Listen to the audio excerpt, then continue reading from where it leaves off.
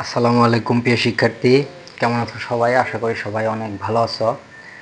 দীর্ঘ কয়েকদিন পর নতুন আরেকটি ক্লাস নিয়ে আসলাম। একটু সমস্যার কারণে তোমাদের প্রতিনিয়ত ক্লাস আপলোড দিতে পারি নাই, একটু সমস্যার কারণে। যাই হোক, আমরা দীর্ঘ প্রায় 7-8 দিন পরে আজকে আবার নতুন একটি ক্লাসে চলে আসলাম।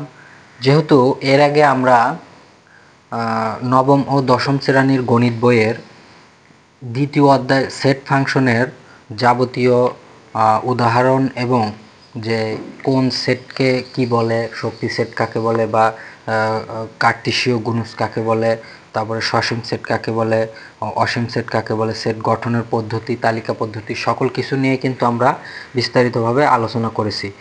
তো এখন হচ্ছে আমরা চলে আসছি সরাসরি অনুশীলনে। আমরা কিন্তু বিগত সকল কিছুই আলোচনা করেছি, এখন আমরা কি করব?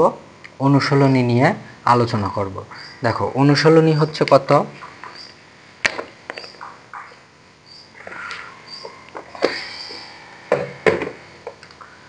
অনুশীলনী হলো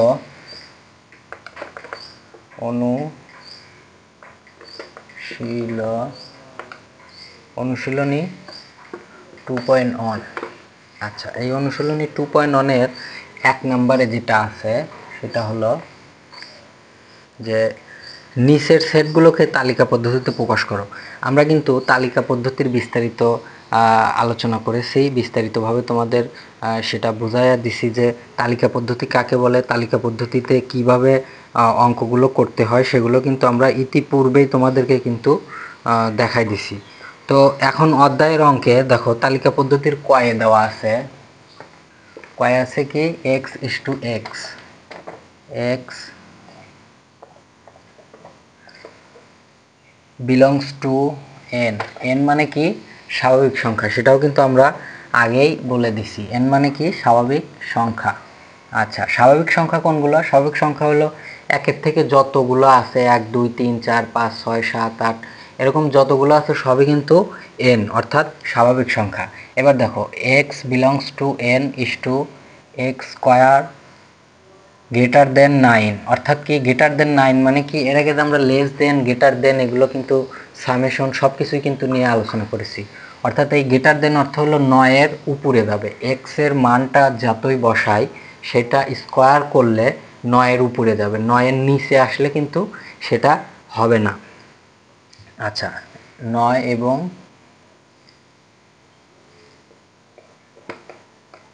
এবং এক্স ঘন অর্থাৎ এক্স টু দি পাওয়ার 3, তারপরে লেস দ্যান 130। আচ্ছা, এই লেস দ্যান হলো কি? 130-এর উপরে যাবে না, 130-এর নিচে হবে। 130 হলেও চলবে না। আবার এদের এখানে যে এক্স টু দি পাওয়ার 2 অর্থাৎ এক্স স্কোয়ার গ্রেটার দেন 9 আছে, এটাও কিন্তু যদি 9-এর সমান হয় সেটাও কিন্তু নেওয়া যাবে না। 9-এর শুধুমাত্র উপরে হলে নেওয়া যাবে, 9 হলেও নেওয়া যাবে না। যেহেতু আমাদের 9-এর নিচে কোনো টার্ম নাই, থাকলে আমরা হয়তো 9 থাকলেও নিতাম। আচ্ছা, এখন আমরা সরাসরি অঙ্কে চলে যাচ্ছি। দেখো, এবার আমরা অঙ্কটা করব। তাহলে আমাদের এটা কিন্তু দেওয়া আছে। এখন সমাধান,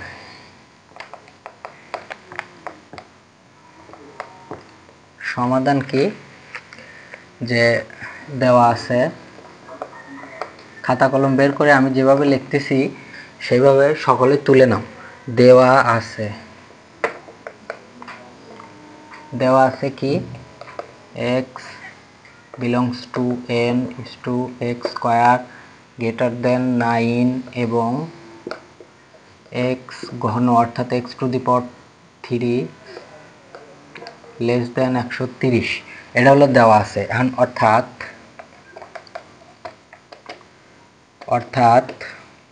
যে সকল স্বাভাবিক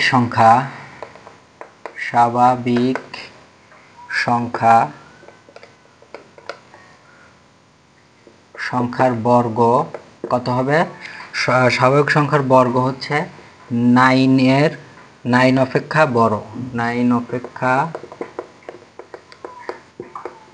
বড় এবং এবং ঘন অর্থাৎ x টু দি পাওয়ার 3 এর মানটা হবে কত 130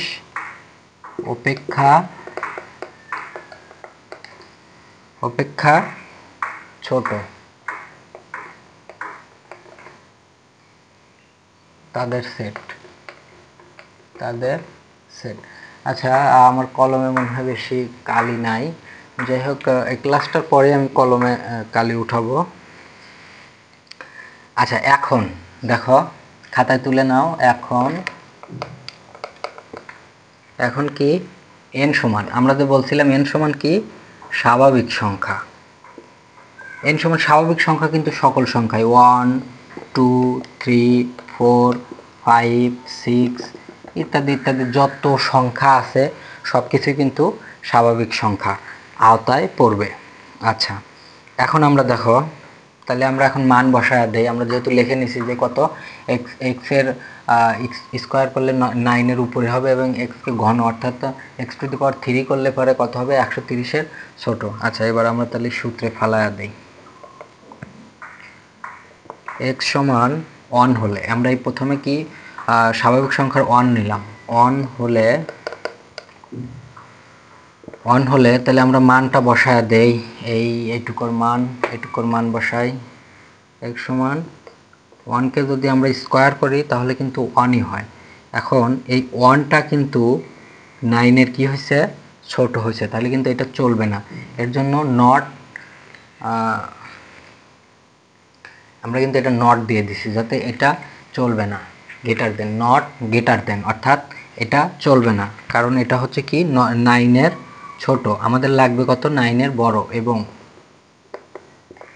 এবং x ঘন অর্থাৎ x টু দি পাওয়ার 3 কে যদি আমরা 1 দিয়ে করি তাহলে মান হবে কত 1ই, আর যা কিন্তু 130 এর ছোট, তাহলে কিন্তু এটা চলবে। আচ্ছা এবার আমরা x এর মান যদি 2 ধরি, 2 হলে 2 কে যদি আমরা স্কয়ার করি কত হবে 4। এখন এই 4টাও কিন্তু 9 এর ছোট, এর কারণে এটাও নেওয়া যাবে না, greater than not greater than. আচ্ছা এবার যদি আমরা ঘন করি 2 কে তাহলে কিন্তু হবে কত 8। আচ্ছা 8 কিন্তু 130 এর ছোট। আচ্ছা আমি এইগুলো যদি কেউ না বুঝতে পারো যে ঘন করলে কিভাবে 8 হলো, সেটা আমি একটু অঙ্কটা শেষ করে বুঝাইয়া দিচ্ছি। আচ্ছা x এর মান যদি 3 ধরি তাহলে 3 কে যদি স্কয়ার করি তাহলে কত হবে 9। আচ্ছা 9 কিন্তু চলবে না, কারণ এখানে কিন্তু নিচে যে একটা টান সেটা কিন্তু দেয় না। যদি এর এইরকম দিত যে গ্রেটার দেন এরকম, তাহলে কিন্তু 9ও যদি হতো তাহলে কিন্তু সেটা চলতো। এর কারণে কি 9 নেওয়া যাবে না। আচ্ছা এবং হলো আমরা যদি 3 কে যদি ঘন করি তাহলে কত হবে 27 কিন্তু 130 এর ছোট। আচ্ছা x কে যদি আমরা 4 ধরি তাহলে কিন্তু স্কয়ার করলে কত হবে, যদি 4 ধরি তাহলে কিন্তু 16 হবে, 4 4 এ 16। এইটা কিন্তু 9 এর বড়, তাহলে আমরা এটা কিন্তু নিলাম। আচ্ছা এবং যদি x কে যদি কিউব করি অর্থাৎ ঘন করি তাহলে কত হবে 64। এটা তো চলবে 130 এর ছোট। আচ্ছা এরপরে যদি আমরা x এর মান যদি 5 ধরি তাহলে স্কয়ার করলে কত হবে 25, যা কিন্তু 9 এর বড়, এটা চলবে। আচ্ছা এরপর যদি আমরা x কে যদি ঘন করি অর্থাৎ কিউব করি 5 কে তাহলে কিন্তু হবে কত 125, যা কিন্তু 130 এর ছোট, তাহলে এটাও চলবে। এরপরে যদি আমরা x এর মান যদি আমরা 6 ধরি তাহলে স্কয়ার করলে হবে কত 36, যা কিন্তু 9 এর বড়, তাহলে এটাও চলবে। এরপরে যদি আমরা ঘন করি তাহলে কত হবে 216 216 যা কিন্তু 100, এইবার দেখো যা কিন্তু 130-এর কিন্তু বড় হয়ে গেছে। এতক্ষণ কিন্তু 130-এর ছোটই ছিল, এখন 130-এর বড় হয়ে গেছে, তাহলে কিন্তু এটা চলবে না। আচ্ছা, তাহলে আমাদের কিন্তু মোটামুটি 130-এরও বড় আমরা সংখ্যাটা পাওয়া গেছি এবং 9-এরও যে উপরে সেটাও কিন্তু পাওয়া গেছি, তাহলে আমাদের আর লাগতেছে না। এখন নির্ণয়ের সেট তাহলে কোনটা কোনটা যাবে, যেহেতু এটাও বাদ, এটা বাদ, কারণ এটা হলো 130-এর বড় হয়ে গেছে। এইটা চলে, এইটা চলে, এটা আবার বাদ, এটা কিন্তু 9-এর ছোট হয়ে গেছে, তাহলে এটা চলবে না, এটা চলবে না, এটা চলবে না। এখন নির্ণয়ের সেট কত হবে, তুলে নাও। নির্ণয়ের সেট শুধুমাত্র চলবে হলো এই দুইটা, অর্থাৎ এই 4 আর 5, এটাই হলো অ্যান্সার।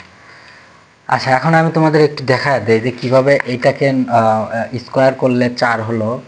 দেখো এক্স এর মান যখন এক্স এর উপরে স্কোয়ার, এখন এটার যদি 2 মান ধরা হয় এইখানে, অর্থাৎ 2 এর উপরে স্কোয়ার, এক্স এর মান 2 ধরছি, তাহলে কি 2 গুণন 2 কত হবে 4।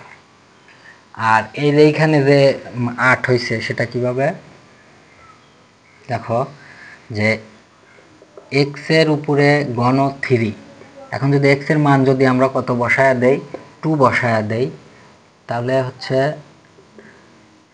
এই হলো 2 এর উপরে কিউব, অর্থাৎ 2 গুণন 2 গুণন 2, অর্থাৎ 2 দুগুণে 4, আর 4 দুগুণে 8, এই 4 আর এই 2 আবার যদি গুণন করি তাহলে কত হবে 8, এই হলো 8। এই সেম ভাবে এই প্রত্যেকটা আমরা বের করছি। তো এই ছিল আজকের সেট এবং ফাংশন অধ্যায়ের দ্বিতীয় অধ্যায়ের নবম ও দশম শ্রেণীর অনুশীলনী 1-এর অনুশীলনী কত 2.1 এর হচ্ছে 1 নম্বরের ক আমরা সমাধান করলাম। এরপর আমরা পরবর্তী ক্লাসে ধীরে ধীরে সকল বিষয়, আবার সকল ক খ গ ঘ যা আছে সব কিছু নিয়ে আমরা আলোচনা করব। যেহেতু অঙ্ক এগুলো অনেক বড়, এর কারণে আমরা একটা অঙ্কই একটা ক্লাস নেব। ঠিক আছে, তুলে নাও। এখন সর্বশেষ যারা এখনও লেখা শেষ করো নাই তারা স্ক্রিনশট দিয়ে রাখো অথবা স্কিপ করে তুলে নাও। আর যদি কোথাও না বোঝো তাহলে আমাকে কিন্তু অবশ্যই জানাবা যে স্যার আমি এই জায়গায় বুঝি নাই বা এটা বিস্তারিতভাবে আরেকটু বলেন। আর আমার মনে হয় না এখানে না বোঝার কিছুই নাই, কারণ একদম আমি পরিষ্কারভাবে সকলকে বুঝাইয়া দিছি, সকলের আশা করি বোঝা উচিত। তো ঠিক আছে, পরবর্তীতে আমরা খ নিয়ে আলোচনা করব। অর্থাৎ ক্ষয়ে যে আছে হলো কি, এই নিচের সেটগুলোকে তালিকা পদ্ধতির ক্ষয়ে আছে হলো x belongs to Z. Z মানে কি সেটা কিন্তু আমরা আগেই বলে দিচ্ছি, স্কোয়ার 5, অর্থাৎ 5-এর বড় এবং কিউব করলে পরে কত হবে 36 সমান অথবা 36-এর নিচে। তো এটা নিয়ে আমরা আগামী ক্লাসে আলোচনা করব ইনশাল্লাহ। আজকের ক্লাস এখানেই শেষ।